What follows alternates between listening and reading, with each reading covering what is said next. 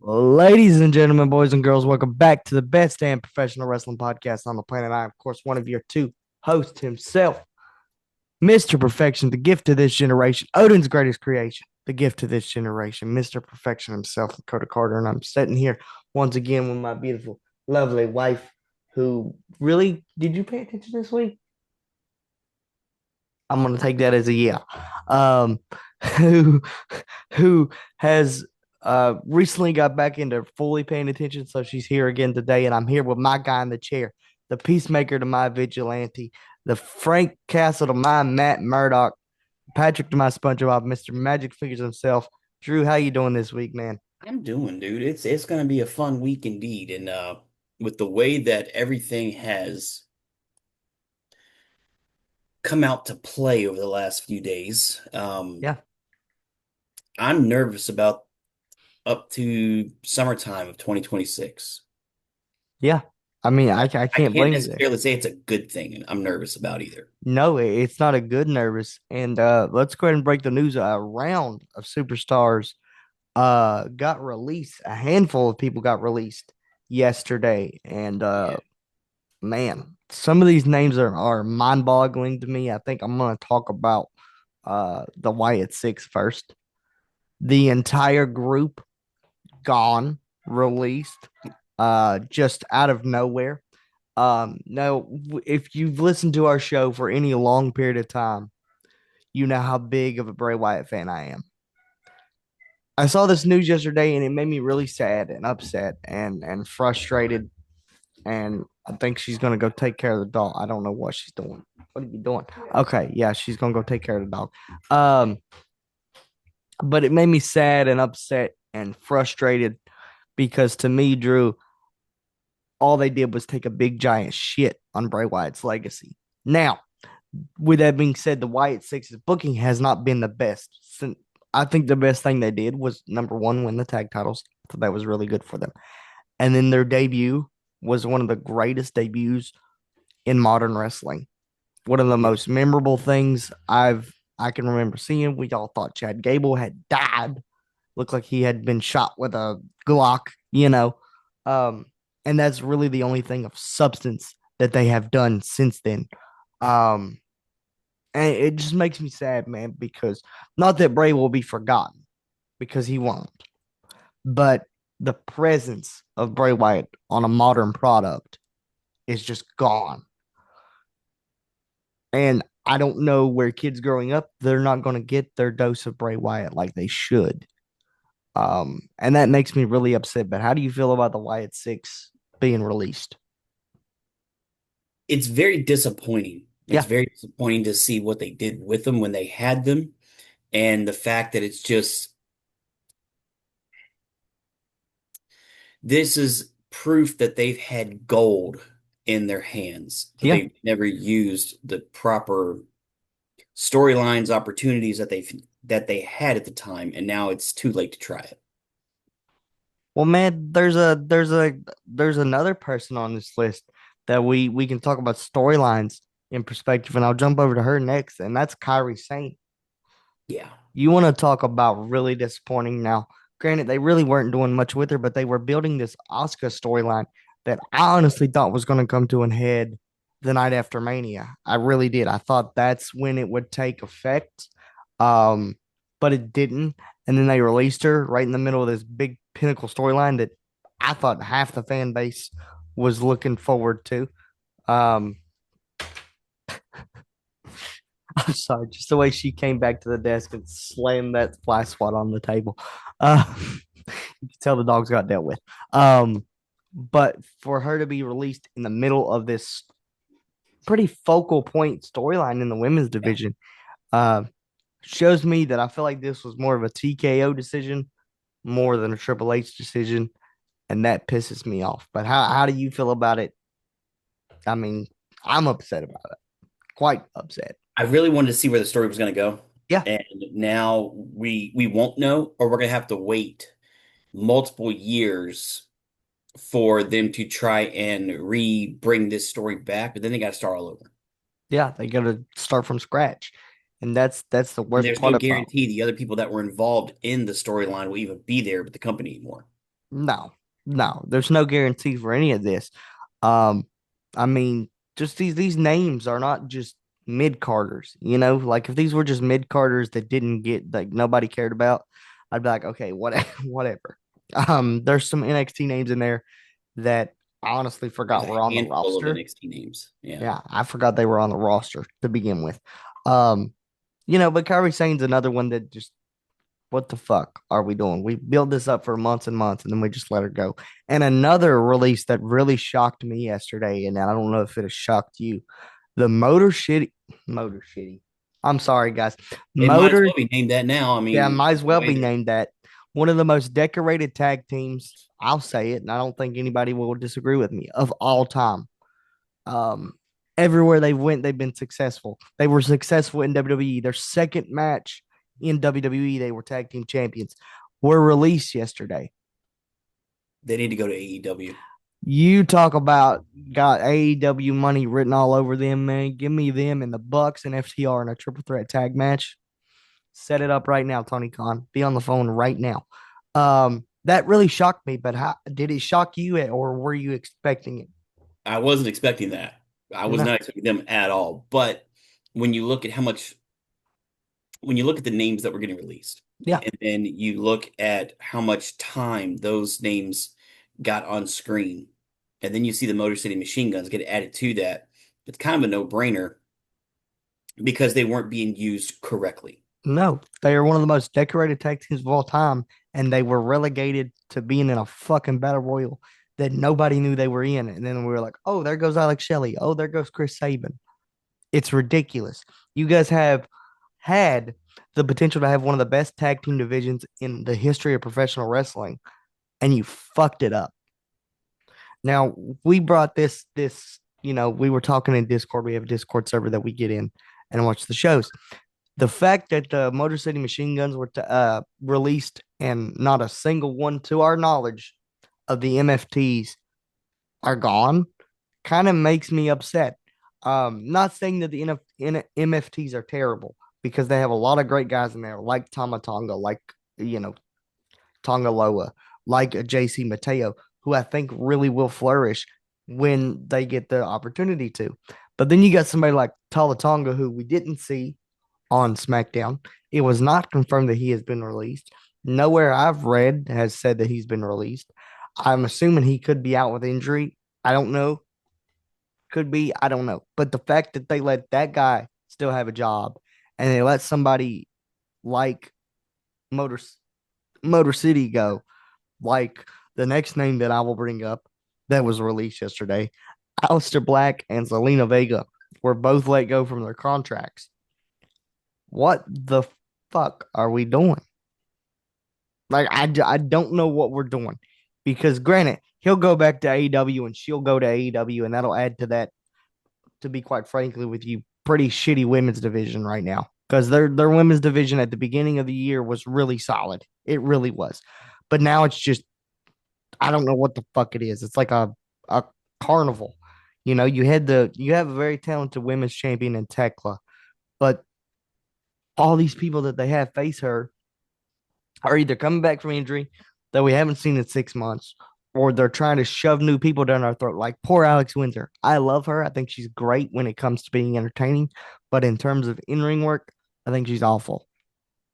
Um, you know, and some random woman teaming up with her next week. I don't know what's going on. Their women's division is in shambles, and maybe Selena can help that.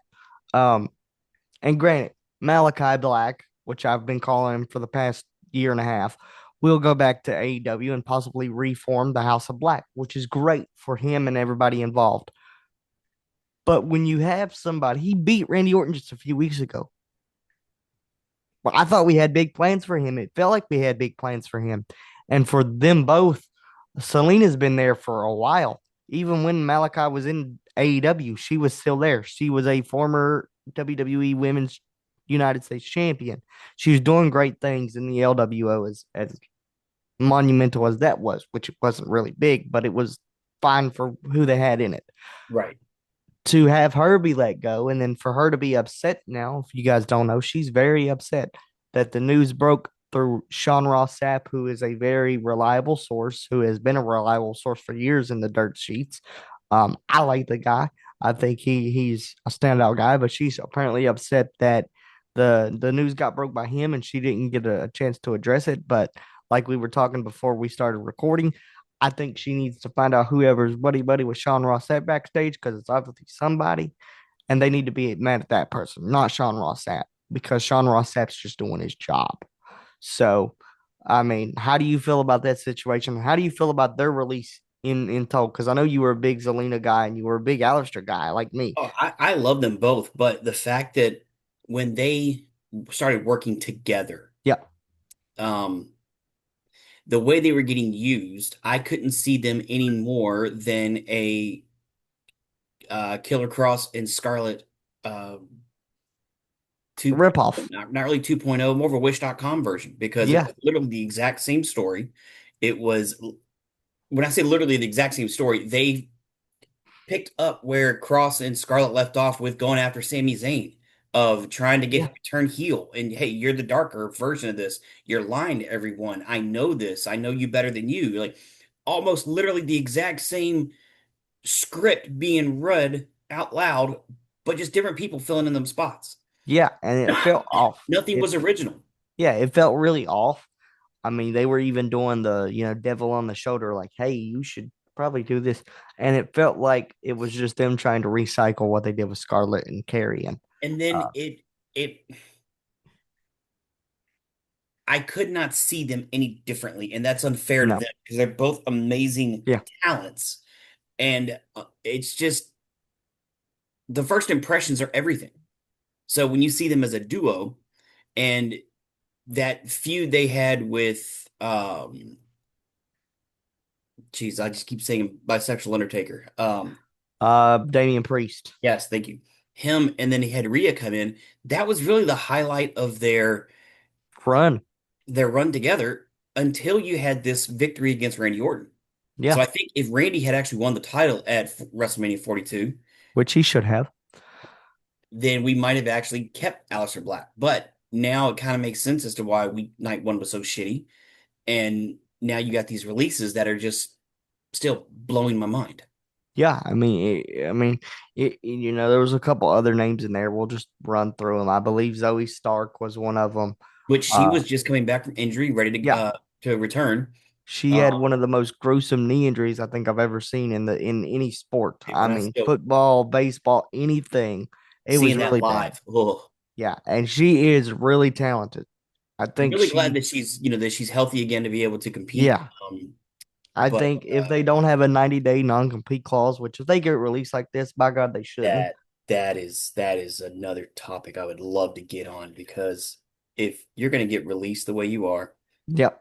like this, that thing needs to be completely null and void immediately. Yeah, As long 1000%. as you don't pull a Ryback and just immediately start bashing the company, you can go work somewhere else to make money Yeah, because that's the and ultimate idea and goal. a lot of people are upset about this online, and I can see why you're upset. But from a business standpoint, it makes all the sense in the world, right? You have all these new people coming in, like a Joe Hendry, like a JC Jane, Right. like a Ethan Page, like a Ricky Saints, who will be debuting. My boy's debuting on SmackDown. I'm going to shed a tear on SmackDown next week. Um, you have all these new people coming in. You have to make space. Right. That I understand, but it's the Yeah. way that it's been done with Yeah, that's this making one. people upset. I completely agree because a lot of people, a lot of This talented is a people. TKO Group Holdings Yeah, it had decision, TKO written not all over it. WWE. I mean, it had TKO written all over it. Um, and it's unfortunate because a lot of talented people lost their jobs yesterday. But at the same time, we're in a world of wrestling to where, if this would have happened 6 years ago, we would all be worried. Oh my God, they literally only have TNA or New Japan. But they have a place that actually gives you good quality wrestling and uses their talent to the best of their ability in AEW. But look how big that roster is getting now. Yeah, it's getting They're going massive. to have the exact same problem here very soon. Sorry guys, I got choked up. Yeah, and their roster is massive, and they will have that problem eventually. I mean, it's way the wrestling business works. But you have so many talented people like a Zoe Stark, who I believe could go on over there and light that women's division on fire. I think she would fit so well. Not in the women's tag division because it seemed to be what they do with every single female they bring into their fucking roster. Yeah, Having her go after Tekla would be awesome to see, and letting her be that badass that she actually is in real life. That would be just really turn her cool. loose. Yeah, I mean Just get her over there and just turn her loose. yeah, it would be really unfortunate. There were a couple of names from NXT. Most notably to me, the only guy that I really recognized from NXT was Andre Chase. And there's rumors. I don't know. Has Thea Hell made that list? Because I'm assuming. Okay, so she's still there, but Andre Chase was let go. Um, a guy who never got a main roster debut, who I honestly thought his gimmick worked well in NXT, but it would have not worked well on the main roster. It No, wouldn't have. no. So condolences go out to Andre Chase, and hopefully you're a good man. But these other names, they're just nobodies, really. I mean, I don't recognize anybody else except for Apollo Cruz. I saw was on the list uh the other And day. Mama And Fire, she's also gone. oh yeah, and Alba So that Fire. makes me There goes the wonder secret hurt. how are things going to go with Chelsea Green is now able to come back after her injury. Yeah, they'll find somebody in NXT to take freaking I know, Alba but Fire's they were spot. a great duo together. Yeah, they were a great faction. It was one of my favorite parts of her gimmick. It was brilliant. And hopefully she still runs with it, but it's kind of hard to run with it when one of the three people that are involved in that is gone now. So I don't know. Um, it's just a very unfortunate time for those people. But we're in a world to where I don't really have to worry about where they're going to feed their families at because I know exactly where they're going to get their next paycheck from, and that's big old Tony Khan going to be on the phone very very soon with some of these people. He would be stupid not to. If you bring El Idolo back after all the bullshit he put y'all through and all the bullshit he put WWE through, as much as I love that dude, he's a fucking toxic asshole backstage.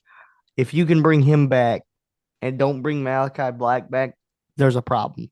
Um, and if you don't pick up people like Motor City Machine Guns and like freaking the Wyatt Six, who I think could really do some great stuff because they might own the copyright of Wyatt Six, but they damn sure don't own the name Wyndham Rotunda. No, they do not. So we could do some special things over there. I really think getting those guys in there with the House of Black when they come back with Buddy Matthews and Brody King and Aleister Black, I think they could create some magic. Um, Yeah, really, especially really. if you get Lee's kid involved in that as well. Oh man, he's on his way up. He's already beating the shit out of Joey Janela. Like he's on his way up. I'm so proud of him. I follow him on Instagram. I've chatted with him back and forth a little bit. He's such a respectable kid. Um, and just to know that Brody Lee, who to me, like yes, Bray was the heart and soul of the Wyatt family, but the Wyatt family wasn't the same without Luke Harper. Yeah. It felt really weird. I've always been a big Brody Lee guy. I loved him when he debuted in AEW. I remember watching it with my mom the night he debuted. It was one of the last times that me and my mom got to watch wrestling together before she passed. And she recognized who it was before I was because she recognized the voice. And I was like, that voice sounds familiar. And then he turned around and I was like, oh shit. Um, so yeah. So get Brody Lee Jr. in there, man. Throw him in there. Throw him in the mix. Um, but let's move on to Monday Night Raw, man. Give me your big takeaways from Raw, and we'll just segue. We'll bounce off each other like we always do. What are your big takeaways? Well, first and foremost, the ruler is usually a man of few words, anyways. Yeah. He didn't have to say much at all. He No. literally just said four words. Your Hmm. ruler has arrived. Yep. You would have thought that he had just beat the hell out of the entire locker room with the pop that he had got. Dude, But he's he came out there arguably in the suit and just mm, mm, mm. other. I'm gonna say this, and people are gonna date me on this, and people are gonna be like, "You're crazy." Other than Will Ospreay, I think he's the most over guy in the business. You got to Damn throw, close. You can make a good argument for that. yeah, you got to throw Osprey in there, and you have to throw Danhausen. As much as he's goofy, I love everything they're doing with fucking Danhausen. I love it. It's He's fucking great. brilliant. He's Um, great. but you have to throw Oba, and you're a big Oba fan. Um, big Oba fan. She didn't really get this. She wasn't here for Mania. I will remind her of that every day until I pass away. That she wasn't here for that monumental day. Hey, Um, I'm waiting to hear that slap because she's got that floss water over there, no, Dad. look, she regrets it. She regretted it as soon as I showed her the clips. She was like, "Oh my God, I should have been here." And I was like, "Yeah, that's what I've been telling you." But I remember messaging her when it happened. When Oba, I literally messaged her as soon as the referee's hand hit three, and she messaged back and was like, "No way! Oh my God!" Um, I would argue to say that Oba is on his way to the world championship without Yeah. a shadow of a doubt.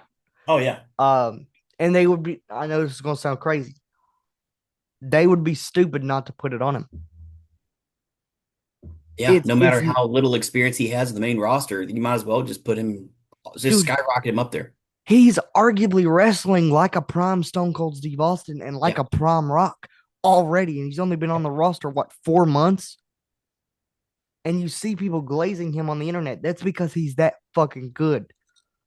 When you can build a connection, the night he showed up, people knew exactly who he was, exactly what to do. They knew the march, the walk, and the casual fan doesn't really know that, but his march has transcended wrestling.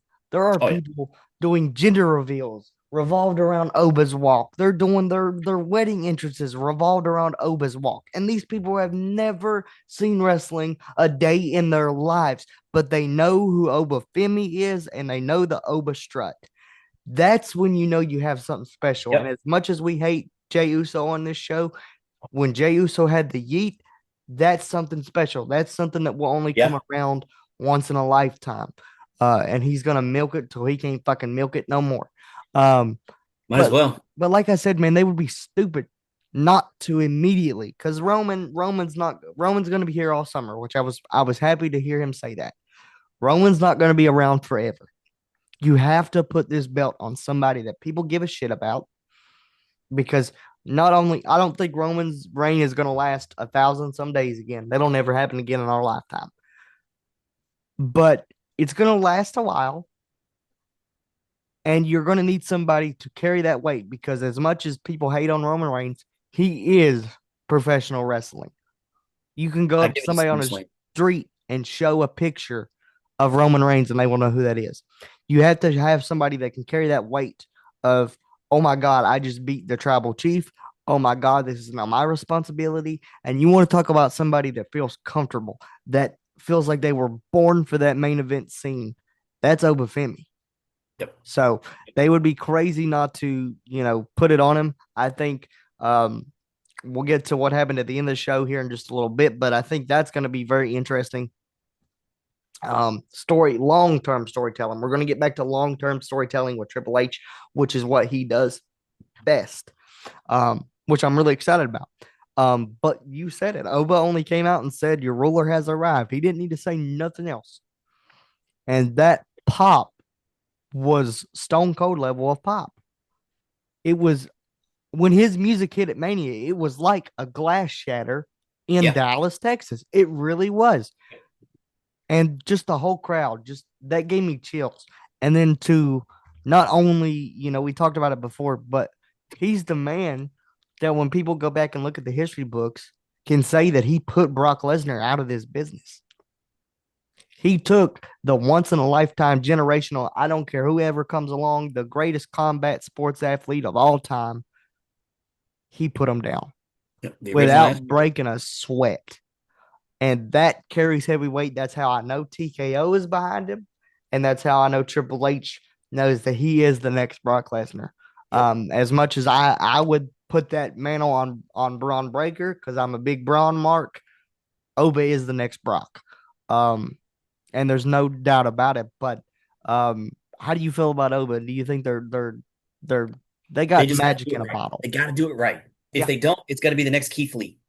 Oh, And I was so happy for Keith Lee when he got his opportunity, Yeah. but it did not work out in his favor. And I was really hoping great things for him, but Yeah, me too. I'm really hoping they get it right with Oba. Me too. I mean, we can't really the Keith Lee situation. I love Keith Lee, and as far as I know, his health is in good health, but his health was a big issue Yeah, in WWE. So we can't really blame that on anybody but Keith Lee. And I know that's going to sound harsh, but when you weigh 300 pounds and you don't lose no weight, there's going to be an issue come along. Look at Jacob Fatu. Jacob Fatu was moderately fat when he came to WWE, and he yep. shredded down like a freaking bull in a china shop. And Keith Lee, really, I don't know. I think the dude was going through a midlife fucking crisis in AEW because he had that great Swerve in Our Glory tag team with Swerve, and then he came out looking like your fucking uncle at the barbecue when he returned with that gray ass hair. I don't. Sometimes you get to barbecue, that's some good food. Not Yeah, gonna, it is good food, but Keith Lee looked like he been drinking too much Pabst Blue Ribbon and not enough hey, calm down about the weightlifting. Paps now. You Calm know, down about the Paps. weightlifting over there. But I Um, mean, you got to also think um, we got to finally see Cody Rhodes Monday night, yeah. Holy and shit. to see that the injury that he sustained, Yeah. and as legit as that was, Yeah. holy shit, I'm really surprised he didn't have to relinquish the title. Um, there was rumors going around all week that he was going to relinquish the title, but Cody's like Cena in a way that he can go away for a little bit if he needs time off, and nobody's going to say a word. Yeah, Um, for people saying that his black eye is makeup, I'm sorry. For lack of a better term, you're fucking stupid and need to go back to fucking school. yeah, Um, because if you saw him at the end of WrestleMania, he looked like he got in a fucking bar fight with Haku. yep. It was it it I'm not a big Cody fan. She despises him. I think if he got released tomorrow, she would throw a fucking party. Um, but it had me concerned for not Cody Rhodes the wrestler, but Cody Reynolds the person. I was like, man, I hope he's all right. Cause you gotta think, man, his daughter's gonna go backstage and see him like that. That had to scar her, had to leave some marks. Both Oh of them. yeah, I'm He's sure she got was two terrified. kids. So, you know, um, I don't know. Cody Rhodes is a tricky situation because he's your golden Now they've boy. got it, and they've got it set up to where it's potentially him versus Punk coming up soon Yeah, which I'm after very that excited promo, about. and I'm very excited about because CM Punk had one of my favorite WrestleMania main events of all time yep. against Roman Reigns, and I think that match in particular proved that Roman Reigns is a worker. He's not just a promo guy. He's not just a guy that needs help. Drew. He's not a guy Well, that needs help. that's the first time he proved it. Okay, No, legit. That's the first time he proved, and I'll admit it. That's the first time he proved he didn't need help to win the title. But until then, all he had done is relied on the other Samoans to help him out, or relied but on someone else to step in. but you're forgetting about WrestleMania 38 when he didn't have help beating Brock Lesnar to unify the belts either. But nobody wants to talk about that, right? Because we all Lesnar want to. still had Heyman there as the distraction. Yeah, but that don't count. I Heyman never got physical. I Heyman was know, but just it's there to be still the wise man. there's I'm still the tired of this presence Roman there. Reigns slander, man. There's no, there's still the whenever Paul Heyman is around, you cannot take your eye off of him.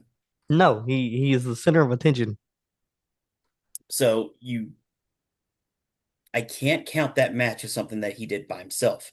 The only one I've seen so far is this one with Punk, because literally no one came out. There was no one else around the ring. It was just him and Punk, and he got the job done. So I'll give him And it credit for was that. one of Roman Reigns and CM Punk's best matches of their careers. I mean, you want to talk about WrestleMania The main first time they event faced each other solo. from the second that music hit when Punk walked out, I knew we were in for something special. Yep. Uh, it was just it brought back because I CM Punk and AJ Styles were the first independent wrestlers I saw. I started watching wrestling in 05, 06. I was like 4 or 5 years old. Which is crazy to think about now because I'm an unk to the kids now that watch. Um, but I remember that theme song, and it's something that that was the first theme song that I can remember me registering, okay, that's CM Punk, along with Get Ready to Fly with AJ Styles. So when I heard that Misery of Kantaro music hit at Mania, I wanted to use so much profanity and I was crying, but I was crying softly. I wanted to use so much profanity, but my nieces were in the room, so I couldn't use profanity. Um, it was just something special, man. It was really something special, and it was just magic in a bottle. And they're gonna have a hard time topping that in the next couple of years. Um, but what Yeah. is your other big takeaways from Raw? I mean, we had a few call-ups that had their first night on Raw and did Mm-hmm. fantastic jobs. Ethan Page decided he's going to stick his nose in the ring for the Intercontinental title, My boy, and my guy. the match that he and Javon Evans had was just outstanding. And Oh, then of all people to interrupt Liv Morgan, this generation's Lita yeah, Soroka yeah. decided to come in, and she had one hell of a match until he got interrupted. Yeah, it's one of the best call ups in a while. This whole round of call ups for me has been outstanding. Of course, we got Ethan Page, who very very awesome. I love him so much. He's such a genuine human being. Deserves every success he has um coming up, and I think he's gonna be. I'm gonna say it, and a lot of people are gonna hate me. I think he's gonna be this generation's Roddy Piper. Um, but he's gonna have a title He's got a push. way to go, but I can see it getting there. Yeah, I mean, he's got a long way to go, but man, if any indication, if you guys watch his stuff that he did with the North American Championship and NXT, if they give him that Intercontinental Championship, he's gonna fucking make magic with it. Um, of course, we got Joe Hendry, who has felt like a main roster guy for a while, but really wasn't. Former Yeah. NXT champion.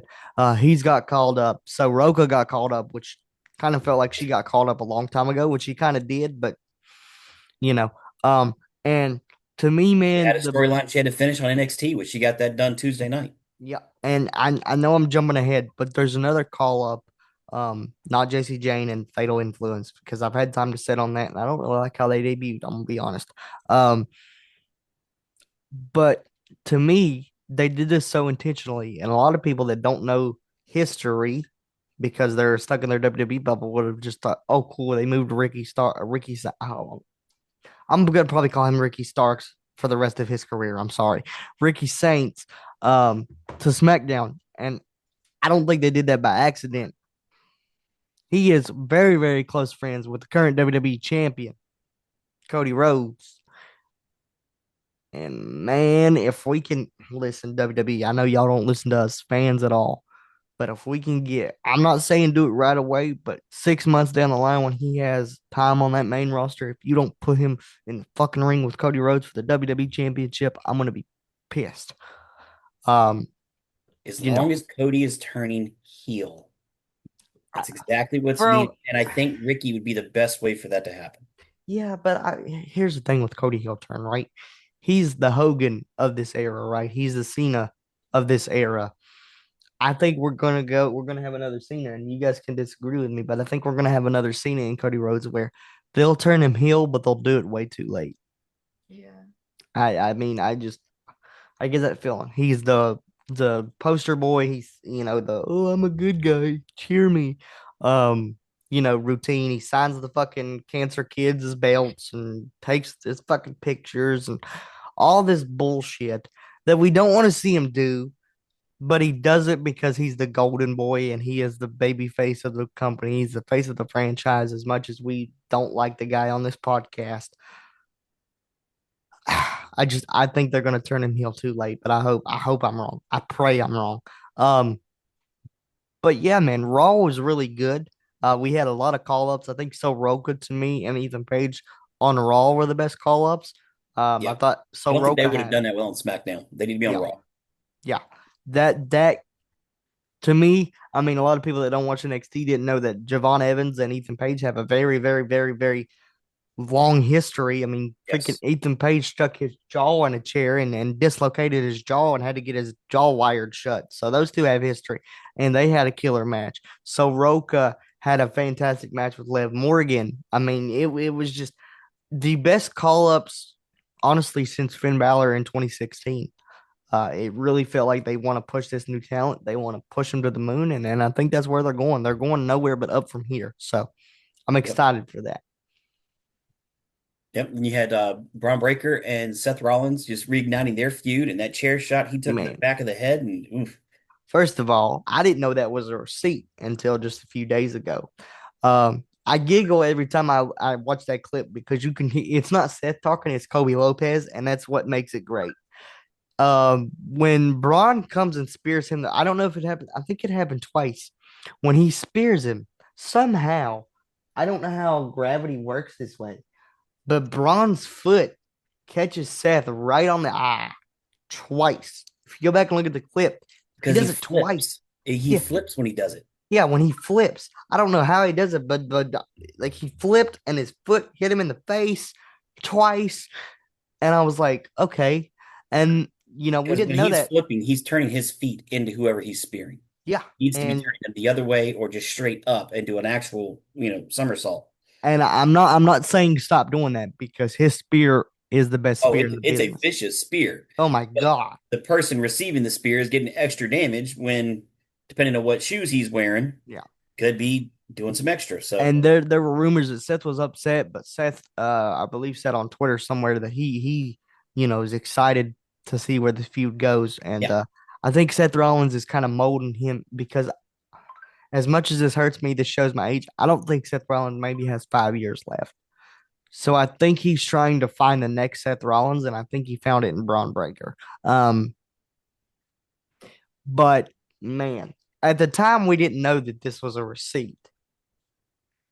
Now, Drew, I don't know about you, but I knew instantly when Seth came out and hit him with that chair. Oh shit, that hit the back of his head.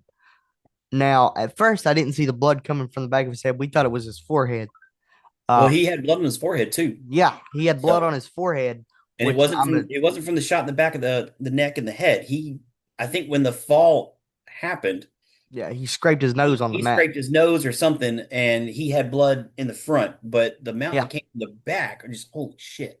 holy crap. You want to talk about a receipt? Seth Rollins gave him a receipt and a half. And so far, we know that Braun doesn't have a concussion. Reports are saying that he's fine. But you want to talk about concussion protocol, guys? That shot needs to be the definition of concussion protocol because not only did he get his bell fucking rung, he got up and speared him twice and stood tall afterwards. You want to talk about a visual shot to know that, oh my God, not even busting the side of this fucker's head open is going to stop him? Yep. What a monster he looked like on Monday. And I'm excited to see where this feud goes. And I know it's leading to a match at Backlash, and I'm really excited about it. I keep blowing you up, man. Tell them they need to follow the podcast if they're gonna blow you up that much. Yeah, man. But like you said, this was one of the key segments for me. I thought it was wonderful. Um, really thought that chair shot added to it. The aura of Braun Breaker to be gushing. He wasn't just bleeding a little bit. He was gushing blood out of the back of his head. And to be able to get up and spear the man twice, like that's some badassery right there. But any big takeaways before we get to what closed the show on your end? All right, folks. So we can finally settle in. Now, Drew, I don't know if you remember when this show first started. It was not too long into Jacob Fatu being in the WWE. And I said, I don't know how we get there, when we get there, but the big money match, what I would arguably want to see more than The Rock versus Roman Reigns is The Rock, or sorry, fuck The Rock. I don't want to see The Rock anywhere near my TV. I do. I don't. Fuck him. He ruined Cena's last run. Um, Fine. We all know why you do. We all know That's why not why true. you pay attention to Monday Night Raw too. It ain't because of Seth Rollins or Braun Breaker, ladies and gentlemen. It's because of my tribal chief, your tribal chief. Um, I don't think like that. I said that I don't know how we get there, when we get there, but we need to get to Jacob Fatu versus Roman Reigns. And Monday they set that up. How do you feel about this, man? I'm gonna go to you first. How do you feel about them setting this up, and do you feel like it's the right time?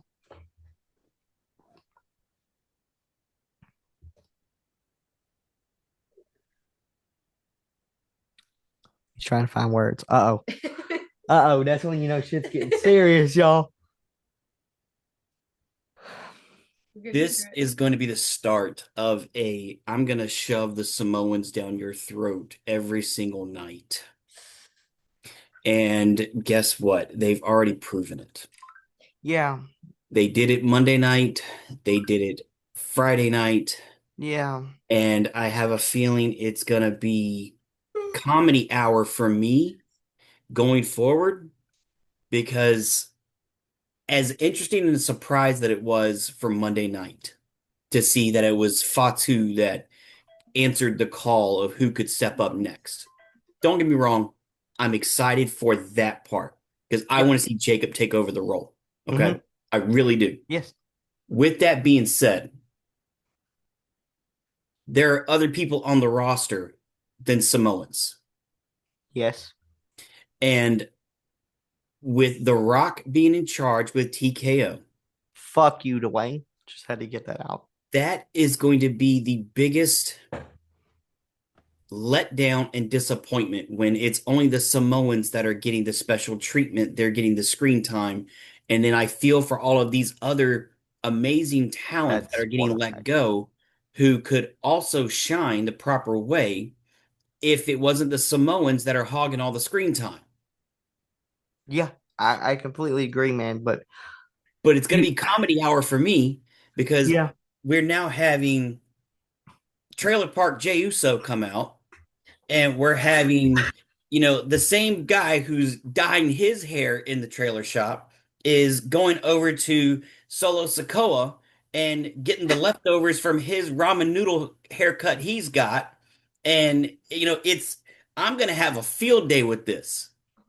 And we but know that Jimmy is better than Jay when it comes to in ring talking in ring anything. in the mic with the actual all around. Yeah, But the fact that Jay got the opportunity instead of Jimmy was because of an injury. So, I mean, that and a well, I ye mean, there was some other champ. stuff too, but I'm not going to bring that stuff up. But you've got Jay who just as soon as he does anything well, he's going out and getting drunk, and then unfortunately he's got to be back on TV. So, I mean, his substance abuse issues are going to lead to his downfall. But this is just going to be pure comedy gold for me because as much as they're just going to keep shoving all of these Samoans in our faces and down our throats all the time, I'm just going to have fun and just pick on every little bit that I can. So Yeah, bring yeah. it on. So you are a Samoan hater, and by the color of my skin, I'm whiter than the sheet of paper. But I might I as wouldn't say well. I'm a Samoan hater, but stop giving them the special treatment because there's some as a Samoan on the board. Wow. Whoa. I don't think they get that treatment because of Samoans on the board. I think they get that treatment because they are the most decorated wrestling family heritage in the business. You have people like Umaga, like Yokozuna, who are part of their family. As much as they are getting shoved down our throats, ladies and gentlemen, they are more decorated than the Hart family. They are more decorated than the Von Erichs. They are more decorated than anybody in the history of this business. And the fact that I get your frustration, and I agree with you on part of it that they are shoving them down our fucking throats to where we don't want to see them anymore. And I agree with that. But to say that the only reason they're getting this and the only way they're getting that treatment, I see this online, is because the Rock's on the board is bullshit. They Because weren't they were getting this prior to The Rock being on there. bullshit. Roman Reigns held the title for 1,003 something But that days, was when we also found out that The Rock was on the member of TKO. but he had over 1,000 days before the Rock was even a board member. Because he's Roman fucking Reigns. It's not because these guys are getting pushed because the Rock's on the board. Yes, some of them are getting pushed there because the Rock's on the board, and he listens to because I did it for the people. He listens to Rikishi. So Jay's getting that treatment because Rikishi's in the Rock's ear going, hey, my son deserves this when he fucking Well, doesn't. so if we're gonna do that, then let's just finally get the last Samoan out here. Let's get Mhm. Zilla up on the roster, and then we can just really have the Uh, entire family drama issue or whatever out there. Zilla, I'm gonna say this, and I love you, big dog. Your dad is my favorite member of the bloodline. Zilla Fatu will not show in WWE until he can prove that he is not a fucking walking court case. As much as I love you, Zilla, so much, do not take that in a bad light. How many other of the Samoans have had mugshots that All of have them. been put on T-shirts like they did for Tiger Woods? I mean, come on. You bring a tiger into it. Okay, listen. I could say pretty much all of them have mugshots. And Jacob Fatu, if Jacob Fatu can make it to WWE, anybody could. I mean, he was a legit Yeah, member of the he's Bloods. he's a huge redemption story. I love the fact that he's taking all of that and pushing it to make him stronger. I'm Yeah. all for that. But Jesus Christ, when over a fourth of your roster is just the Samoans, and it's like, Yeah, come on. I can agree with you there. There's way too many, but the ones that they have, there's two that really stick. Well, three that really stick out to me, and that's as much as I love Solo, because I do. I think Solo's great. I think he does a great job of being a heel. The three that stick out to me, and that if they didn't have that last name, I think they would still be successes, are Jimmy Uso, Mhm. Roman Reigns, and Jacob Fatu. Um, You got to I split up think, the MFTs though. You yeah, got to I split mean, them. God, and they're leading to that, and I'm so grateful They need to because hurry up with that yes, because those as other guys, like the feud that, God, if they come up with normal fucking names instead of Tonka Taco Taro all the time, Jesus. Uh, but the feud he could have was Shinsuke Nakamura that they had in Japan and did What? so well with. Bring that here and bring that magic to the American Say TV. that again. Taka. Oh, come on. Michael Cole even said the same damn thing of, I think it was him and Pat McAfee before we all started hating him. Like, someone really did a great job with getting their names, and now they're all here. Great. I'm going to have a horrible fucking time on It, commentary. yeah, you're making me laugh so hard because it's so true. It's so true. I mean, Tongaloa, had that name. Tama Tonga had that name before he came to WWE. But every other than JC Mateo, like, oh, we have a big giant Samoan. Let's just call him Tala Tonga. Like, what the fuck? And it made me laugh because I can literally see Michael Cole now getting really excited because Michael Cole cares about his job and gets really excited. Yes. I could Yes. hear him saying, "Oh my God, it's Taka with the big Samoan spike," and that's why I just laughed so Yep. fucking hard in my head because I know that you're bringing valid points, but man, I love Jacob Fatu so much, and I will love Roman Reigns so much because he was the first guy that made me turn and be like, okay, I hated on you. And I didn't really hate him. I knew he could be great, but if you were a wrestling fan from 2014 to 2017, you're a fucking OG because that was the darkest period in the history of WWE. You had Roman Reigns getting fucking dog food poured on him. Nice. And for that guy, that's why I love him so much. For him to be the guy that John Cena verbally abuses in a promo battle before their match at No Mercy, That was beautiful. to the guy that can go out there and hold his own against a fucking CM Punk. That's why I love Roman so much because he proved all of his haters right. Like he proved them all wrong. That's the thing with Roman, guys, is, we all hated him freaking 8 years ago. We hated the dude. We didn't want him nowhere near us. We didn't want him in the main event of WrestleMania. And now he's the most decorated person on the roster. Need I mind you, with 11 WrestleMania main events. Maybe one of the chickens got loose. He's looking at it like I'm gonna kill that little bastard. Look, Drew has a someone walking down the street, and the way they're looking around, like they're trying to scope out the area for something other than just I'm on a walk on a beautiful Saturday morning. oh well, I'm just looking out for the neighbors I know that aren't home right now. not saying it, but hey, you don't want to be scoping Drew's area out. I'm just saying, you know what I'm saying? Yeah, that I mean. All right, man, but I guess we can jump over. Of course, they set up that Jacob and thing, but the big talking point for me is, and I don't see a lot of people talking about this online. Did you guys pay attention to the Usos' jerseys? Yeah. Jacob Fatu had the exact same jersey, I believe, with the exact same numbers on it, 42. but instead of Uso on it, It Said had Fatu. Fatu right here. Um, so that's interesting. I'm hoping we're leading to a Usos turning on Roman and joining the new tribal chief, the Thug tribal chief himself. You know, I hope we're leading to that. But man, let's get to Dynamite because holy fucking shit. Dude, that started out amazing. Yes. Like I was expecting MJF to be out there because he was crying all week since he lost his belt last week. But of all people to come out there, I was not expecting him. I was not expecting No. the Jet. And that back and forth they had together was gold. Yeah. And Absolute dude, gold. it was so good. And I hate to say it, but I'm gonna jump ahead. I think the Jets losing his title next week, and I don't want That's to see fine. that. That's fine. Yeah. Because the Jet needs to be up on a higher tier Yeah, he needs to be up there for a with a title. Swerve Strickland and The a TNT Torrio. match, the TNT title or the TBS title, whatever they have, fine. But he made a solid point. That's one title MJF has never owned.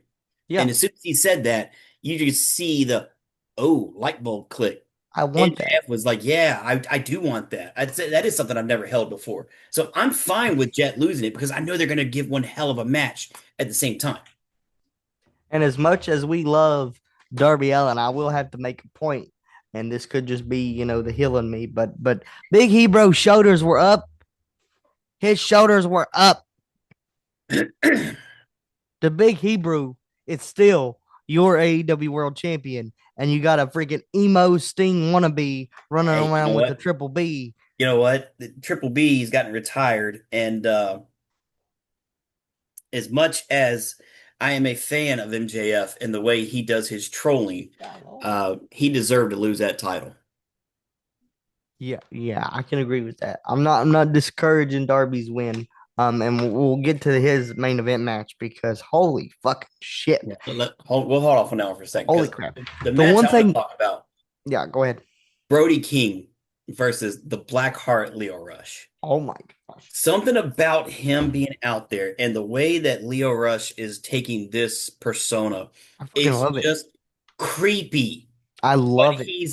he doesn't break character backstage either. He No. stays in that character all the time. Yeah. And it makes it so much more entertaining.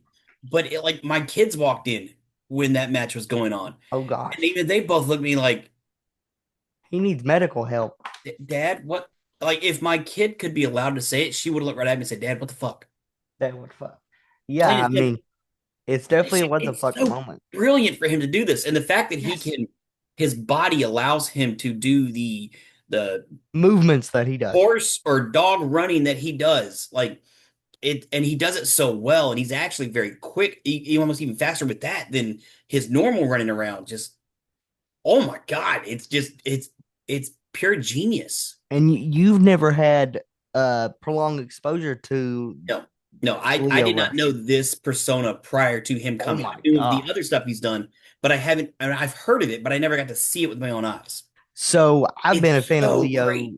since before he debuted on 205 Live. I was following the guy on the Indies, messaging back and forth on Instagram and stuff. Um, he is a brilliant human being, and at first I didn't get it because he looked like a fucking expired milk dud. He really did. I love you, Leo, but just grow the hair back. I mean, I get what you're going for, but just grow the hair back. Because every time I look at you, I just see an expired fucking milk dud, and I can't help it.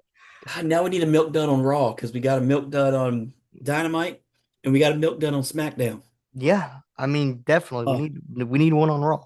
Unfortunately, Paulo Cruz was let go, well, I wouldn't call him a milk dud, so I never. so you know. Um, here's the thing though with this whole Blackheart gimmick, I've been following him for years, so I knew what the Blackheart in CZW was, and it didn't register with me when he debuted it on what was the last pay per view? Fucking Revolution. Yeah. It didn't click with me until I heard him speak, and I was like, oh, okay, I like this. And Drew, you're a big Lord of the Rings mark, right? You're a big Lord of the Rings fan. It reminds me so much of Andy Serkis's Gollum in a way that it really It had to have inspired. It had to have inspired him to help out with that. absolutely, especially the haircut. Um, it works so well, and it shouldn't. In today's day and age of wrestling, it shouldn't work, but it does. When he's like, please shake my hand, please shake my hand. And he's talking in third person like he knows him. He knows he's getting stronger and strong. You can tell, and you can tell that he thought about this for years. It's Oh like yeah. Bray with the Fiend, right? It's like you know that this is not just something that he came up with in 6 months. This is something that he's thought about for years and years, but he didn't have the freedom in a or WWE to do it.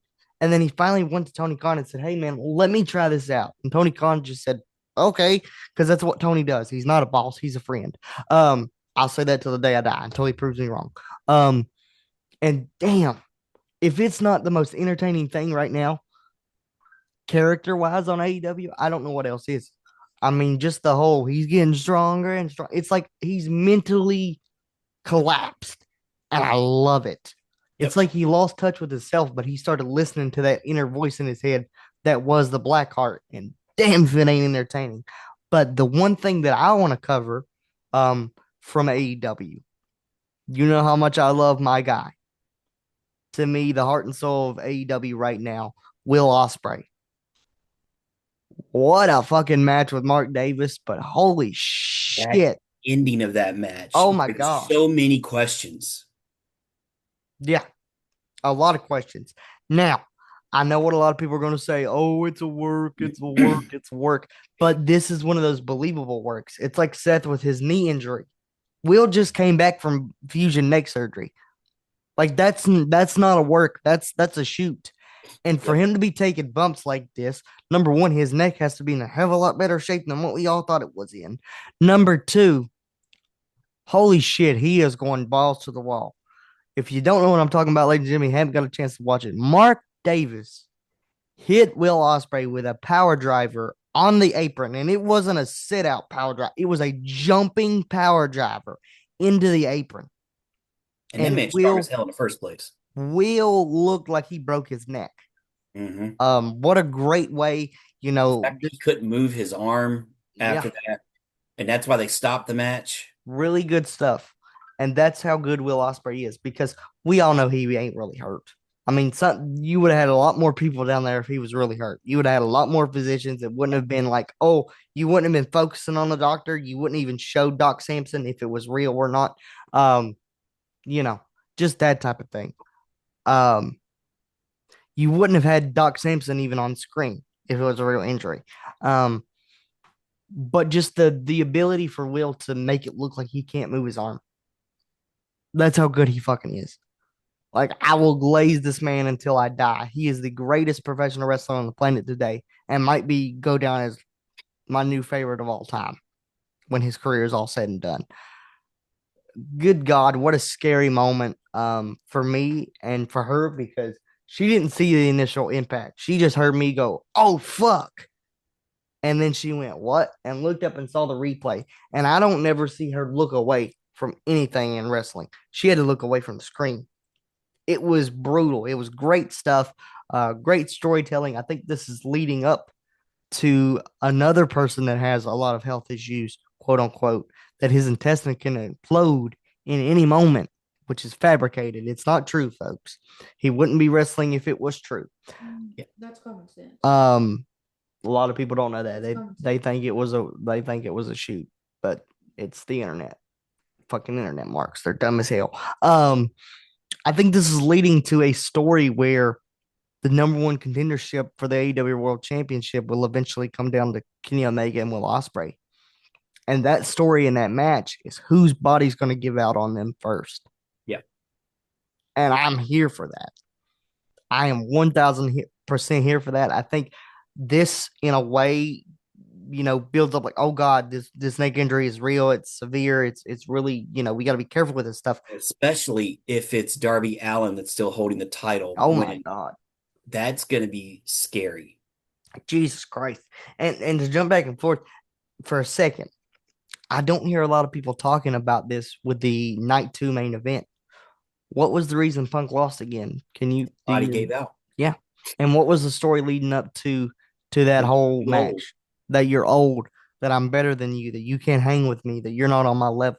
And at the end of the day, and this is why I don't want to hear anybody say that Triple H doesn't care about fucking storytelling.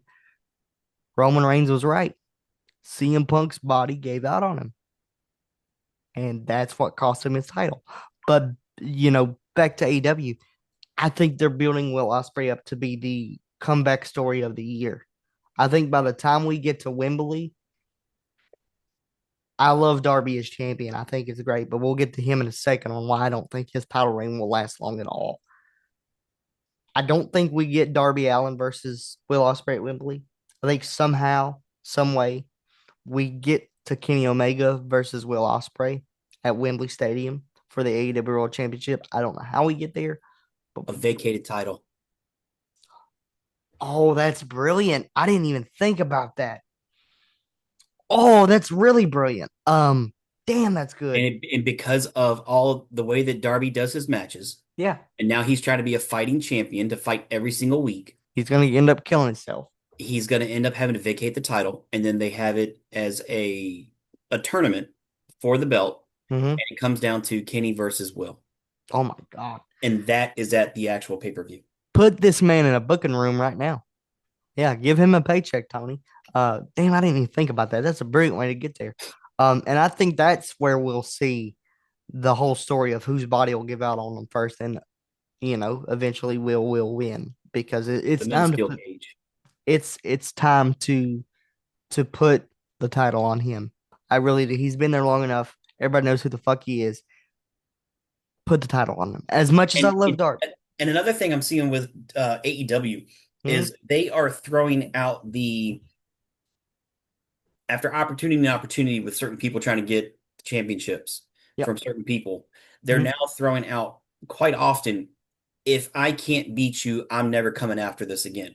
Yeah. Or that kind of serious ultimatum, because we got that from Adam Copeland Yep. as well. If me and Cage cannot beat you guys, beat FTR, we will split as a team. Yeah. So that's going to be happening at Double or Nothing. Yeah, it's gonna be killer. in But Double or does that mean that Copeland and Cage get one more title reign, or they are now no longer? Because they get a huge pop every time they come out together. Well, yeah, because it's nostalgia. I mean, as much as I love those guys, it's all it is. I think Cage is definitely in his Undertaker era, and so is Copeland, to where we love them, but it feels like it's time for them to really hang up the boots, and I don't think we do that without them because I think that's the only that New Japan are the only tag titles in terms of the big four companies that they haven't held. Um, So I think we get that at Double or Nothing. I think they're going to have another fucking absolute classic. Yeah. Because anytime you put FTR with anybody, you could put them with fucking Usos, which would be another banger. But you could put That's a whole separate Hey. conversation that we don't have enough time for. you could honestly put them with the MFTs and they get a 5-star match out of them. I I don't know. said it. I don't know. That's true. But yeah, you actually have a reason to watch Collision tonight. As much as I know you state that that's kind of like their NXT, Mhm. tonight you have a 10-man tag. Ooh. And it's the Young Bucks that are going to be going with the Radicals, or the Rascals, with against David Finlay, Clark Connors, the Dogs, and Claudio and Daniel Garcia and Wheeler Yuta of the Death Riders. Oh, So that is going to that alone Oh, makes Jesus me want to Christ. watch Collision. Oh, it's fall. Yeah, that. No, hit my phone. Oh, I thought you almost fell. That might have that. I'm sorry, guys. That just caught me so off guard. But that might have my interest. And in then pop. there's still every single night, whether it's Dynamite or Collision, over the last few weeks, we are getting more of that story build for Okada and Takeshita finally going at it. Oh my God, that's gonna kill And it. I don't want to miss any part of an update on that story, because No, that's happened in Double or Nothing. yeah, that's gonna bang. This Double or Nothing card is gonna be insane. It's gonna be outrageously amazing. Oh my God, it's We gonna did be. get to see Samoa Joe come back, even though he had a squash match. Yeah, It's nice to see that we know he's going to be done by the end of this year, more than if likely. he doesn't get hurt again. Yeah. but every time he's on the screen, it's magic. Whether it's Yeah, just with the mic or a kind of match that he has, as long as injuries stay out of the way, he's amazing on it. I don't know, man. I love Samoa Joe because I'm a TNA kid. Like TNA was the first freaking company that I had to watch other than WWE. So they hold a very special place in my heart. As much as I don't watch their program because it was really good the first couple episodes they had on AMC, and then it kind of just went. Um, I don't know. Samoa Joe to me, is nothing but an injury risk at this point. I think a lot of people would say, "Oh, he's the most underused talent that WWE ever had." No, He's one of them. He is one of them. he couldn't fucking stay healthy long enough. Well, again, his health has always been an issue. But Phone going on. if health wasn't an issue on that, the career that he's had, I believe, would have been more well known for just his commentary side Yeah, when it yeah, comes to WWE. I can agree with that, man. But I don't want to put no faith in him, and it's not his fault.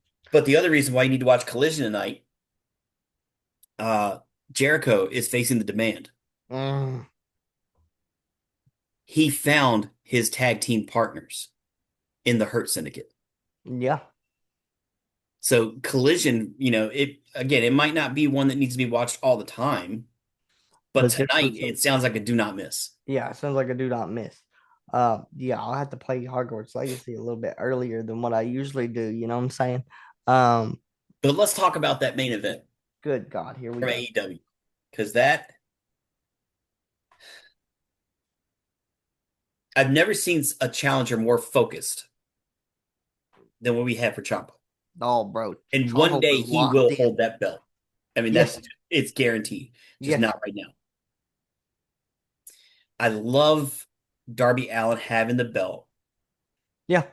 but he cannot do the Continental title style, fighting champion every single week with No, the they type had of a five matches he star match. does. That Yeah. if you could give more stars than that, than five, they received it that night. I mean, Dave Meltzer's given 7 stars before, so I'm okay with giving that a 7 star rating. God, that was just a fantastic match from start to finish. Even with not a lot of story build going up for it, you would have thought there was this major storyline, and that was pay-per-view worthy. Yeah, it was insane. A few months ago, Drew, we said they buried Tommaso Ciampa. I think they've proven us wrong on this episode of Dynamite because Ciampa was, Oh, he came out strong as hell. yes, I mean, this dude was locked in. He beat the ever loving shit out of Darby Allin. Yes, and I was so pissed off that they took the belt from him shortly after he received it. Yeah, Like literally the next night type situation. Kind of yeah, reminded me of Cardona losing the Intercontinental title, but yep. um, to see that he's finally getting the push he deserves is great. But I hope it doesn't just stop after he lost this match Wednesday night. Yeah, I hope they build momentum around him. Now, I'm not saying push him to the main event scene right away. Um, but that dude proved that he deserves to be in a conversation of a Darby Allin, of a Will Ospreay, of a Yep. MJF. And then So to see that Allen's next opponent is going to be Brody King yeah, next Wednesday. Like you're going from one hell of a 5-star match to now a super heavyweight style 5-star match you're going to give. yeah. How many more of these until Darby Allin just can't get up and walk? I don't know, man. And that's always been Darby. He said leading up to that he was going to hold the floor, hold the gas to the pedal till he either seen God or the AEW World Championship. And luckily, he saw that AEW World Championship first. Now, I know what we keep saying. Oh, you guys are just being dramatic. There's going to be one day that Darby Allin takes a bump and he doesn't get up. Yeah. That's going to happen one day. Yeah. And it really concerns me because we've seen this motherfucker.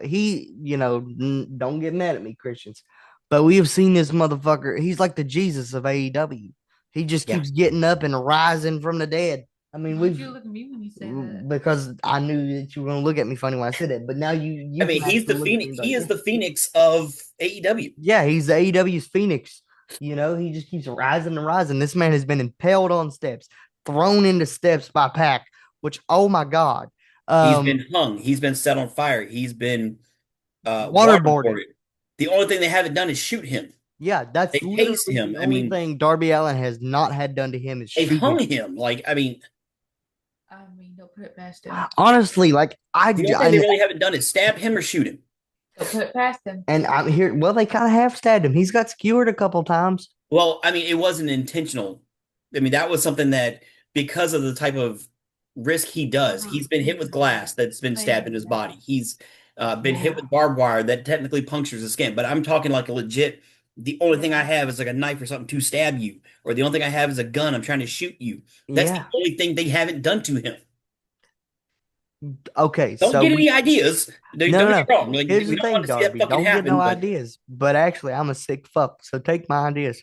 There's a rubber unless he's bullet got a in the vest world. on underneath that we don't see, and they shoot him, okay, cool. But There's a thing called rubber bullets too. They look pretty realistic they if you can hurt get just the as much as a real bullet. yeah It you hurts can even more because it doesn't penetrate. yeah you can get the right angles.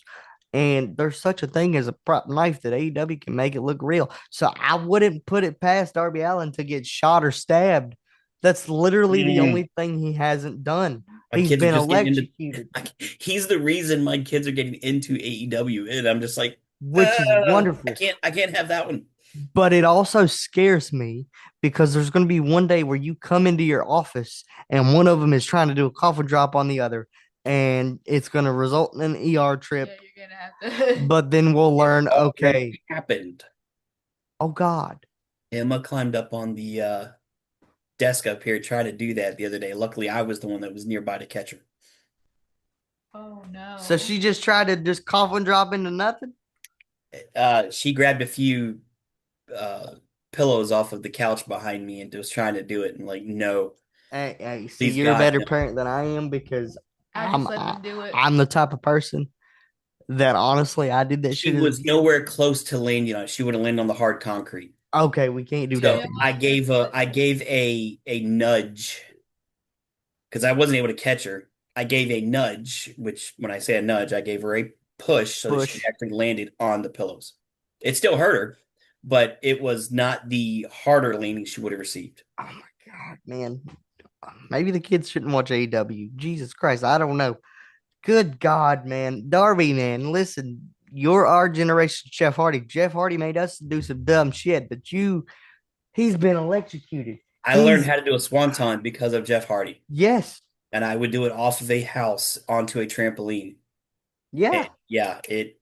Yeah, I've jumped off a couple roofs in my lifetime. I did. I'm not proud of it. They hurt like hell. I didn't land anywhere like I was supposed to. Oh, I'm an idiot that took thumbtacks out on the trampoline and then decided to take a thumbtack bump. No, you're like a little superhuman goober that I always send videos of, and watching him, No. take off running and die. That motherfucker's just retarded. For lack of a better word, that motherfucker's just retarded. But yeah, man, AEW was solid this week. I thought their storylines progressed as they always do because they care about their storylines.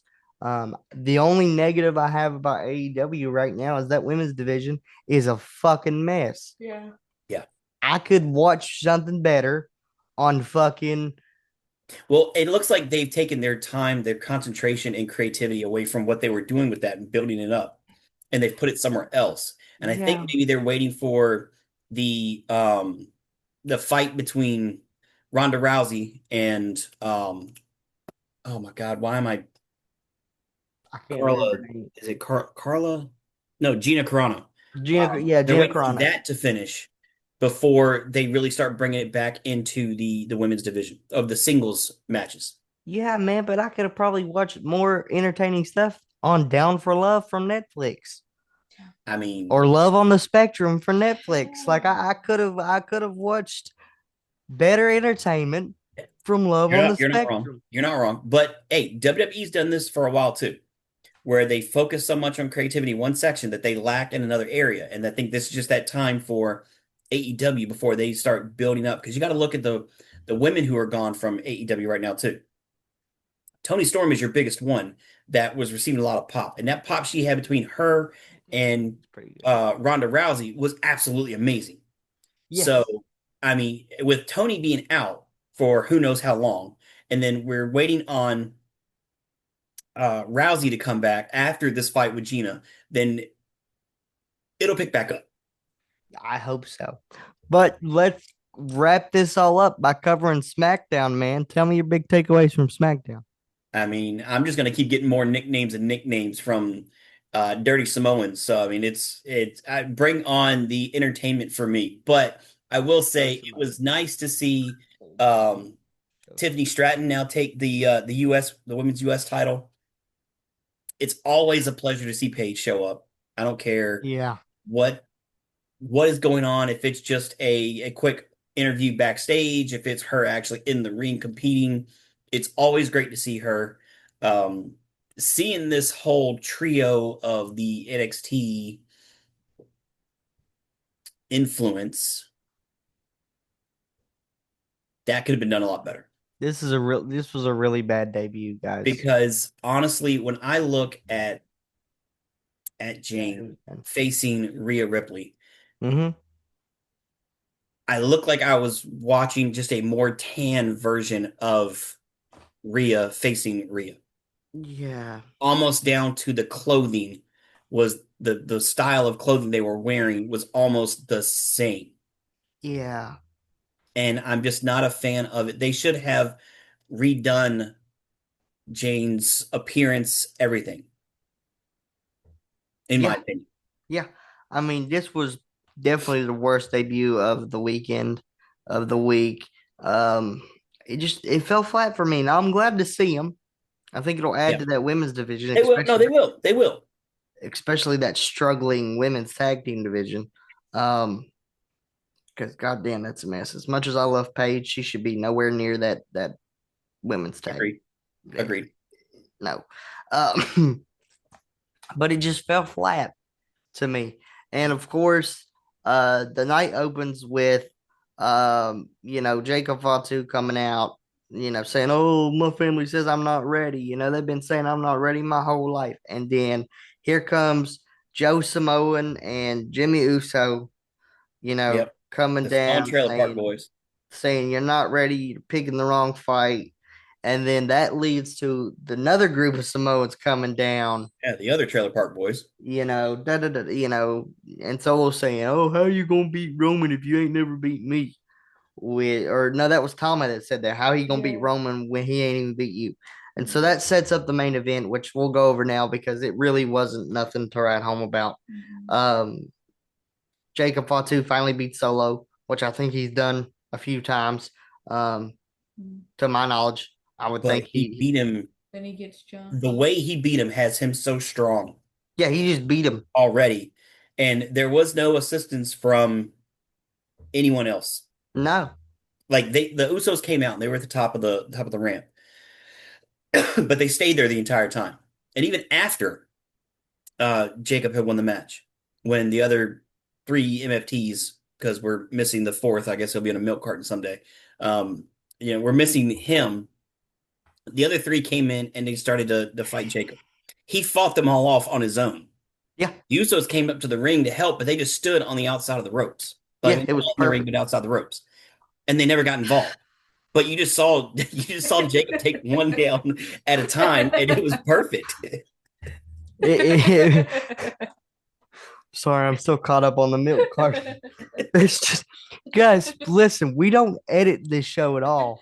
So this is just Drew on a daily basis. We'll be in Discord and he'll say some out of pocket shit when I'm just talking about, like this is gonna be a really good match. And he's like, yeah, this one looks like fucking Caillou. And I'm like, okay. So, hey, you can thank my daughter for that one because yes, Claudio Castiglione, you are a great wrestler, but now you are known as Caillou because that is what my daughter said that you look like. Yeah. And now I'm just not going to be able to see the same way again. It's a great comparison. I can't disagree with it. Look, it's Caillou all grown up. He doesn't have cancer. Oh, damn it. I was going to say a really messed up joke, but I can't.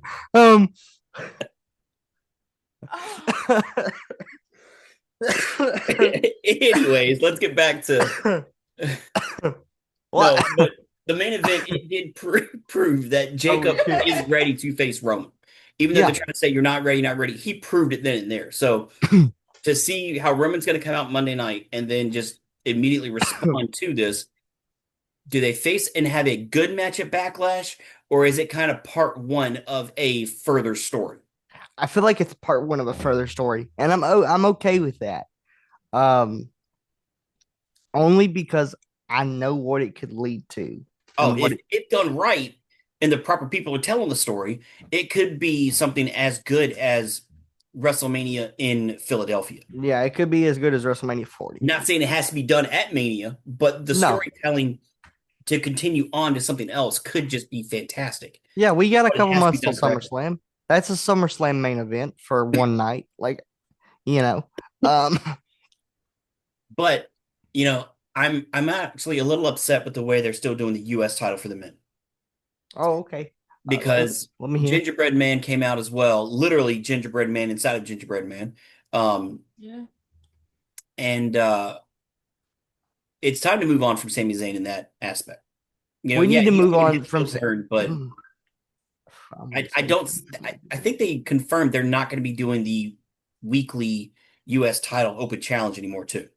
my big question, Drew, and to the internet is we had Aleister Black, right? We had all these people released. Why the fuck wasn't Sami Zayn on that list? Because they're going to be doing so much in Saudi here next year in the next few years. But Yeah, and they gotta fucking make them happy. that is the only reason I think they kept Sami Zayn on the roster. But honestly, like, and I know that people are gonna call me a Sami Zayn hater. I like Sammy. I do. I just So don't like him as a fucking mid carder or main. He's good in a tag team with Kevin Owens.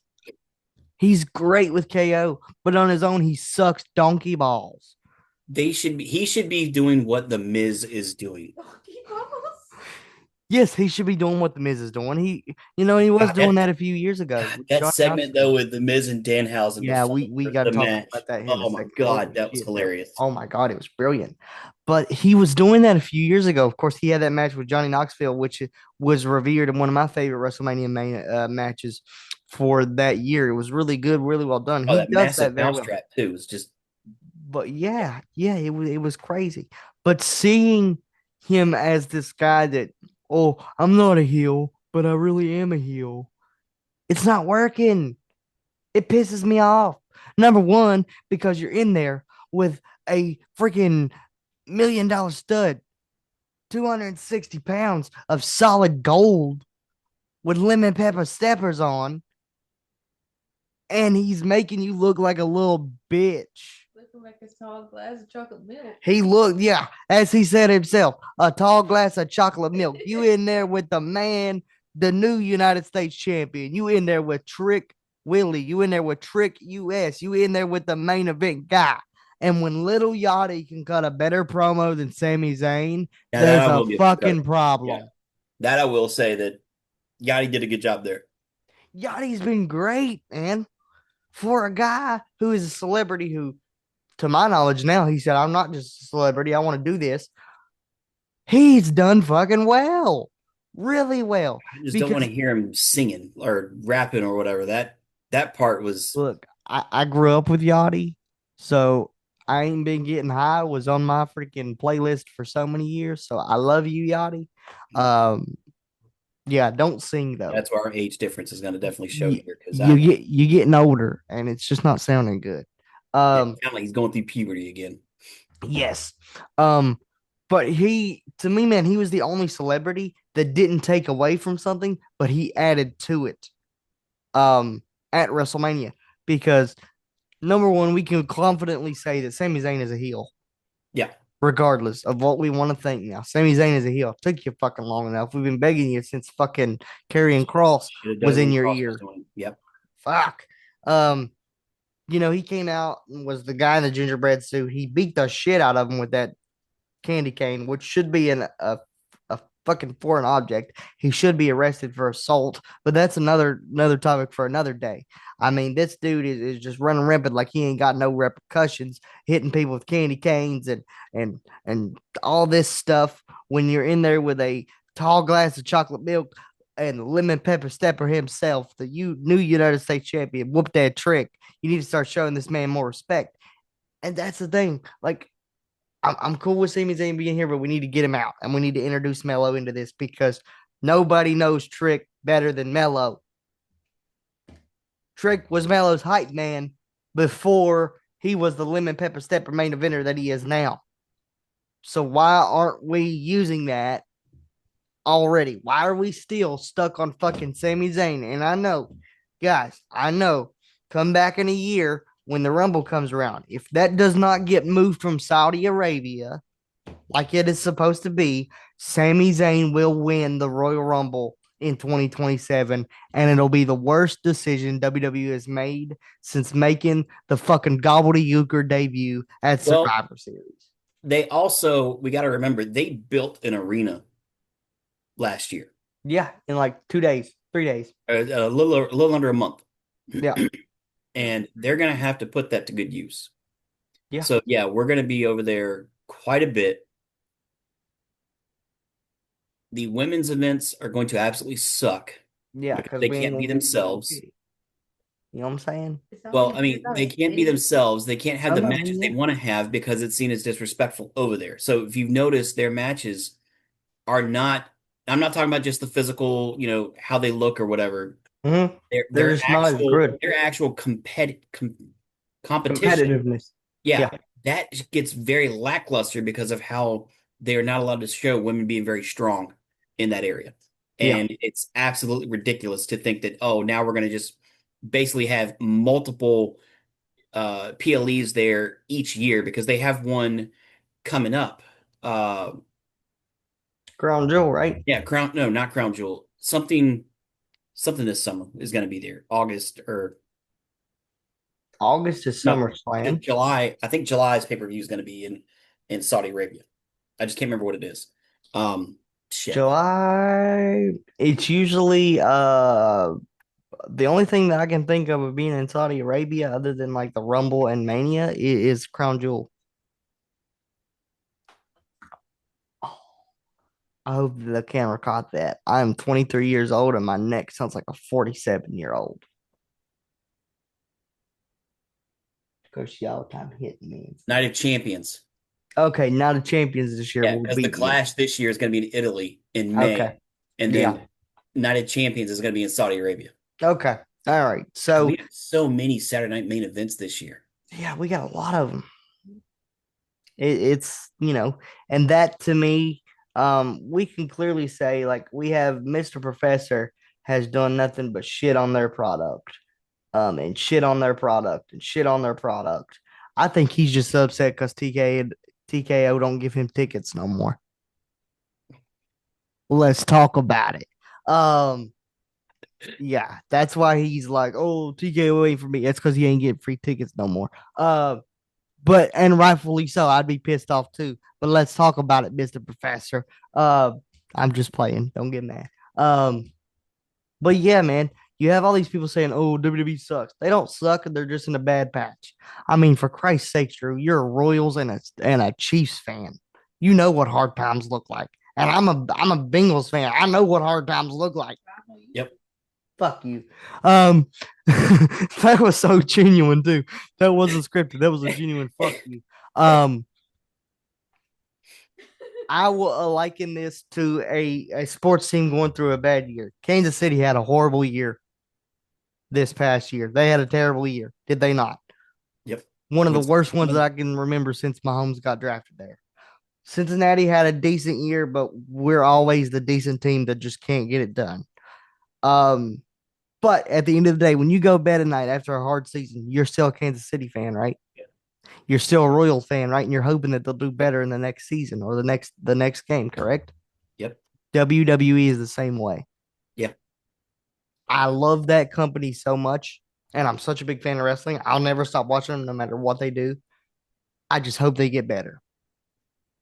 I really do. 2-night pay-per-views. That's not going to change, man. We know it's not going to change. I know. And we've had that discussion before on the podcast. And Drew disagrees with me here, but I think the only pay-per-view that works for 2 nights is the Royal Rumble. Because number one, when I went to the Rumble in 2024, I had a great time. But I will say this, the women's rumble felt like it went on for a goddamn lifetime. It Which is was, weird that it did happen that way this year with the women's rumble. Because Charlotte Flair was in the women's rumble longer than the entire men's rumble. yeah, I know, and that's So crazy. someone do the math and tell me how that makes sense. It doesn't make sense. It doesn't at all. But here's the thing. That's why I think the Rumble needs to be 2 nights, right? Because it gives both Rumble matches time and time to breathe. Yeah. No, that I can agree with. That's the But only reason that I say that the Rumble should be 2 nights. I just I wish they would have it to where if you're gonna have a big event, Yeah. have it more than just the 3 hour time limit. Fuck all that. Yeah. Have as much time as you want. You're the company in charge. If you want to rent out an arena for a 6, 7 hour event, fine, do it. Yeah. And if you need to, reach out to Tony Khan and find out how he's doing it and just copy it. Yeah. Well, here's the All the thing, same right? steps. Here's the thing, right? Everybody's complaining about the ESPN app, right? We all don't like that. I mean, I don't have a problem with it. It works out great for us because we're able to afford it and do different things. But do you want to know something that I never heard one person complain about? The WWE network. Oh, I did. Why'd you complain about the network, man? Is it buffered way too much? That sounds like a conversation you need to have with your internet provider, Oos. As a IT technician, trust me, He's a that conversation professional. happened, and yet everything was fine. Full Mhm, speeds, everything like I should have been receiving, but it mhm, still buffered way too much when it came to the pay-per-views. Now, when I was paying the flat fee of mhm, 50 whatever per pay-per-view, I mhm. never had that problem. It No. was as soon as I went to the network, Mhm. which don't get me wrong, that's the only issue I had with the network was just the buffering during pay-per-views. I was able to go back and rewatch anything I wanted, and I loved that, and I wish we had had that back. Yeah, you had the entire Monday Night Wars. You can't go back and relive that. You had the Ruthless Aggression Hour. You had the Summer of Punk, even when Punk wasn't even in the company. Yeah, And that's the one thing, and I will agree with you, it buffered a lot, but that's because they had so many people on their servers at one time for a pay-per-view, and they didn't expect that.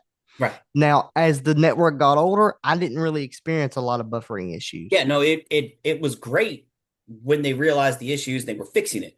But it's Yes. still, even then, there would be times of that.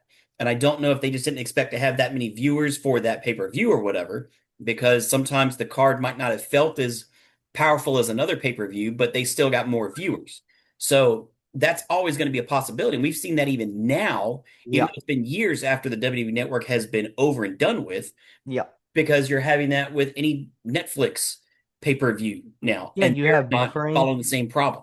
Yeah, you're gonna have buffering when, especially when I think Netflix's biggest problem was when Raw started because that first episode of Raw kind of buffered Yeah, a lot. I and that don't was right think after the they Jake Paul Mike fought Mike Tyson Tyson. fight. Oh my Yeah, gosh. dude. I mean, it Um, didn't matter what server was being used. mm-mm. Everybody had that problem unless you paid the whatever price to, to watch it $50 or whatever to watch it live. Yeah. But even So then, they so had a bunch of issues. so here's the thing with Netflix, and this is leading to my big point. I don't number one when they made this partnership, I don't think Netflix knew that What they were getting WWE. themselves into. Yeah, they didn't know that the WWE was as big as it was. I mean, we can talk about Stranger Things making them money, the most successful show in the company's history. WWE will make them twice what Stranger Things did Easily. easily. No problem, no needed. But I say that to get to my point. Nobody ever complained about the price point for the network. The only problems that we have were buffering issues. Nobody complained about the layout of the network. Everybody knew that it was accessible. It wasn't hard to use. And thank God my grandparents aren't living because my grandma used to watch wrestling with me. I can picture myself trying to explain to her how to use that ESPN app, and I would probably have to walk because she used to live. Her house burnt down since because of a fucking cat, Sophia. The one that we Um, have. yeah. Um, I could picture myself having to walk 10 feet. I used to literally live 10 feet from her house. I could walk out my front door and touch her house. That's how close we were. I could picture myself walking over there, 15 times to make sure she was on the right program. Now, I say this to say it might be because you're older and I'm getting old. To You really me, are. I shouldn't have to go. I really am. I'm almost halfway through my 20s. Oh my God. Um, I shouldn't have to go through Hulu, the ESPN app, and the Disney Plus app just for three people to watch on the same fucking account. I shouldn't have to do that. Now, what we do is not illegal because we're still doing it and paying the money. We just have to go through different services that the ESPN Ultimate Bundle includes. Instead, they're doing the Netflix thing where only a certain amount of people can be on the account at the same time without you having to enter the password or pay more. It's Yep. ridiculous. I shouldn't have to go from point A to point B just to see Brock Lesnar get his ass kicked by Femi. I missed the entirety first match of WrestleMania 42 or 43 because I was fucking around with my phone trying to get it to connect to the fucking Hulu account to fucking watch. I shouldn't have to do that. I should be able to click a button because I pay for ESPN. I should have to be able to click a fucking button and hit the button and be there Yep. with no issue. I shouldn't have to spend 15 fucking minutes because Drew messaged me every 5 minutes. Hey, you on yet? You on? I'm working on it, working on it, working on it. Finally got it to work. And to beat it all, Drew, I didn't even get logged in to Hulu until night two, like an hour before night two started. Do you know what I had to do to watch night one? What? I had to go on my ESPN app, right? That I'm signed into that I pay for. I had to cast it from my phone to my TV using Apple Play. Are you fucking kidding me? Hey, you got creative, all right? You are the definition of adapt and overcome. I had to do what I had to do. I wasn't going to miss Mania. I'd have No. cut my good leg off before I'd missed WrestleMania. God. I wasn't going to miss Mania. I had to do what I had to do. I was panicking. My fucking Pizza Hut got cold. I had to put it in the fucking microwave. I was pissed off about that. My fucking wings, after heating them up, weren't as good as they usually are when you first eat them because I had to re-fucking heat them. I was pissed. I shouldn't have to do that, man, just to watch a pay-per-view. And I Yep. lead to say this. The network was never like that. I could literally go to a tab, click WCW, scroll through WCW, Thunder, the pay-per-views, and go down by year. It wasn't like, oh, I gotta wait 7 months to a year for Netflix to get the rights to fucking the thousands of episodes of Raw they're missing. I could just go by year, 1997, 1998, 1999, Right. and watch it. And that's what I'm frustrated with. But I say that to say this, bringing this episode to a close. Does this ESPN partnership that WWE has, is it hurting your enjoyment of the product at all? I'm still gonna watch it. Yeah, Whether I end up still being upset with it or anything, I mean that's why we're here to recap. Yeah. And release our frustrations, our enjoyments at that time. But I'm Yeah. still, I mean, come on, I'm a Royals fan. They have one of the worst winning Records. winning records in the league right now. I think Yeah. that Boston and the Mets are the only ones that are just as bad as us right now. But Yeah. it's still a long time in the season. I'm still going to be a fan no matter if they win 130 games or if they lose 130 games. I'm still going to be watching them. So I'm Mhm. still going to watch. I just might have higher blood pressure at that time. Yeah. Same with me. I will be a Cincinnati fan until Joe Burrow turns it in for another jersey, and then I'll go change my colors. A lot of people get on to me for that, but I'm a Joe Burrow fan, not a Cincinnati fan. So wherever Joe Burrow goes, we're going with him. But I say that to bring this episode to a close, ladies and gentlemen. Hardships are really happening in wrestling, frustrating the fuck out of us fans. And it pisses me off. It pisses my wife off, even though I don't think it pisses her off. I think she gets tired of me hearing me bitch about how frustrated I am with the Nah, I product. laugh at your ass. Like, I shouldn't have to bitch day by day. It really pisses me off. I laugh at your ass. But I shouldn't have to bring this, and I'm gonna get you more involved. You had your phone in your face because you had people blowing you up. I have like 3 people. I promise y'all, next time you won't even hear a Snapchat noise because I'll pick that motherfucker up and answer it. We're doing a fucking podcast. I'll Call just- back I'll later. just Click turn my up. phone on. Well, Uh, hey, I do want to give a specific shout out though, because Go right Mr. ahead.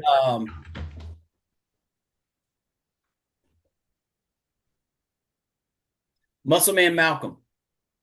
If y'all haven't seen him on TikTok, he's absolutely hilarious. My When guy. it comes to the wrestling podcast, he is always giving interviews to wrestlers, whether it's the main rosters or the people in the indies trying to work their way up. And he's always asking the exact same questions.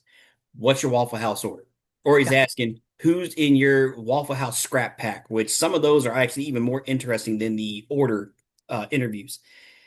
Thanks to him, me, the wife, and the Munchkins are heading to Waffle House here in a little while, and I am taking his Waffle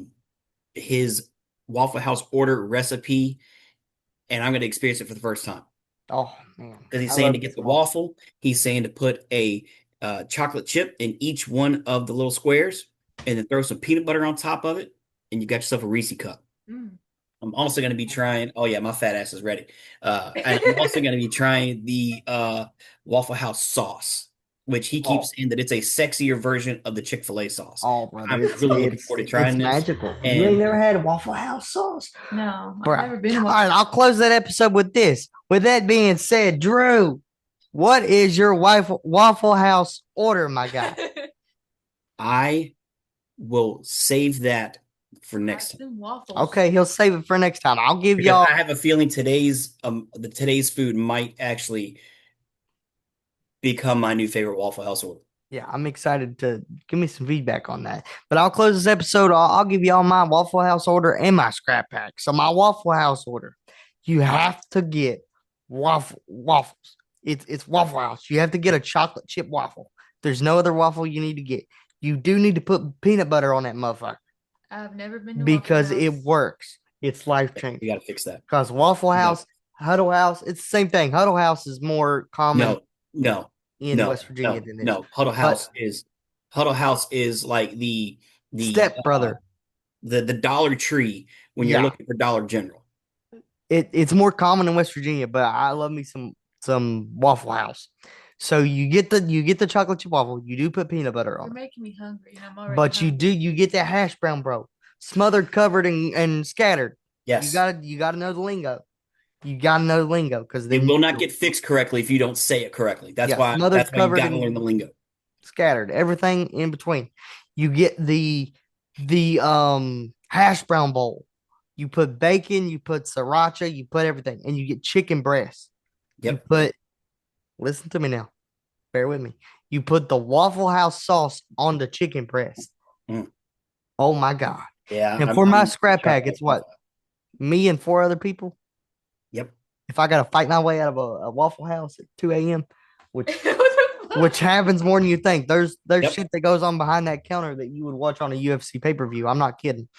Okay. Okay, so it's Trust me. me, you could spend hours on YouTube just searching up Waffle House fights. Yeah, you literally can. I'm gonna do that So it's me and 4 other people, right? since you're leaving me. All I'm right, just so I walking. got me, which 1.5 man over here. I can carry a lot of weight. I got me. Oh, I know that. I got Jacob Fatu. I got Jimmy Uso. I got Zilla Fatu, and I got Jacob Fatu. Get me out of there. Well, you don't have to Just worry that about any weapons because all they got to do is throw that massive noggin around, and they're basically throwing coconuts and milk duds everywhere. So Yeah, that's all we got to worry about. But I'm gonna bring this episode to a close so Drew can go get his Reese cup waffle. Yep. They just showed up. So Oh my gosh, it's gonna be so good. But thank you guys for watching this. I think this might be one of the longer episodes we've done, but it really didn't feel like it. I had a blast no, we always breaking have fun. everything down, and I think we laughed a lot more than what we usually do. Oh yeah. But I love you guys. Thank you guys for watching. And Drew, thank you again for joining us. If you guys like this setup for Drew, he's got a different setup. He's actually on his computer, not his phone. If you guys like that, let me know. I think he prefers it. Yeah, we're probably sticking with this more often. It's gonna be a little easier, a little more convenient. Yeah. So we love you guys. Thank you guys for watching. Enjoy the rest of y'all's weekend. Y'all will see. Well, actually, we're recording this on Saturday. You won't see it till 5 p.m. Monday. So enjoy the rest of y'all's week. We love you guys. Thank you guys for watching and have a great day.